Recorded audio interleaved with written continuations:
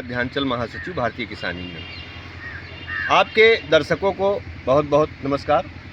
और आपके माध्यम से ये इस समय के जो हालात हैं उस पर जो गैस की एक प्रायोजित किल्लत या राष्ट्रीय किल्लत, अब ये तो समझ से बाहर की बात है, क्योंकि सरकार और सरकारी तंत्र पूरी तरह से ये बता रहा है कि हमारे पास गैस की कोई किल्लत नहीं है।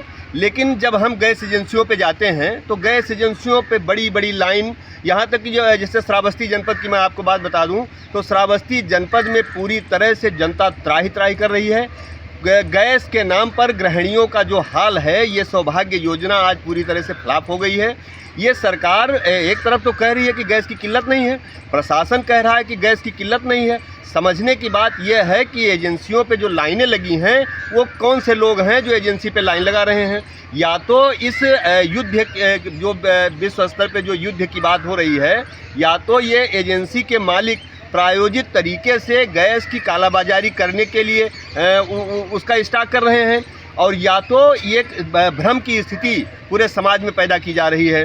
तो इस पर प्रशासन को गंभीर होना चाहिए। जनता त्राही त्राही कर रही है, अन्यथा की स्थिति में भारतीय किसान यूनियन आंदोलन के लिए बाध्य होगी, जिसकी संपूर्ण जिम्मेदारी शासन प्रशासन की होगी। जनता गैस के लिए लाइन में खड़ी है जब से ये सरकार बनी है, और इस सरकार की जो नीतियां हैं वो पूरी तरह से कागजी खाना पूरी की तरह से लग रही हैं, भाषणबाजी लग रही हैं। सरकार ये कह रही है कि हमारे पास गैस की किल्लत नहीं है। सरकार ने इससे पहले कहा कि हमारे पास खाद की किल्लत नहीं है। खाद के लिए आप लोगों ने देखा कि किसान को इन्होंने लाइनों में खड़ा कर दिया। शराब के लिए कोई लाइन नहीं लगती, शराब आप जितना चाहोगे आपको मुहैया हो जाएगी। लेकिन जब आपको खाद की आवश्यकता पड़ेगी, चाहे वो यूरिया की हो चाहे DAP की, तो दिक्कत हो जाएगी। आज स्थिति यह है कि आज गैस के लिए, कुकिंग गैस की पूरी तरह से किल्लत है। ये सरकार कह रही है कि हमारे पास पर्याप्त मात्रा में गैस उपलब्ध है, इसके बावजूद गैस एजेंसियों पे बड़ी बड़ी कतारें देखने को मिल रही हैं। अभी कौना के अभिषेक गैस एजेंसी पर पिछले दिनों एक महिला बेहोश हो गई। तमाम लोग वहाँ पे जो लाइनों में खड़े हैं। ये सरकार आखिर बताना क्या चाहती है?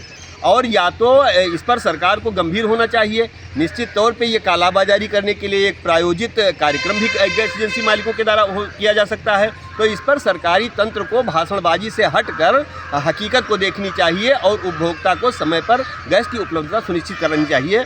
मैं आपके माध्यम से देश की सरकार से, प्रदेश की सरकार से ये बताना चाहूँगा कि ये भाषणबाजी को बंद करके ज़मीन पे उतरिए और जनता की सुविधा को, जनता की व्यवस्थाओं को पूरी तरह से देखने का काम करिए।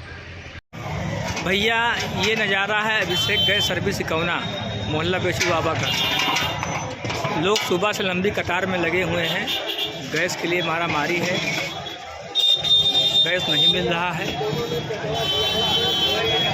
लंबी कतार लगी है लोगों की। देखिए वीडियो में।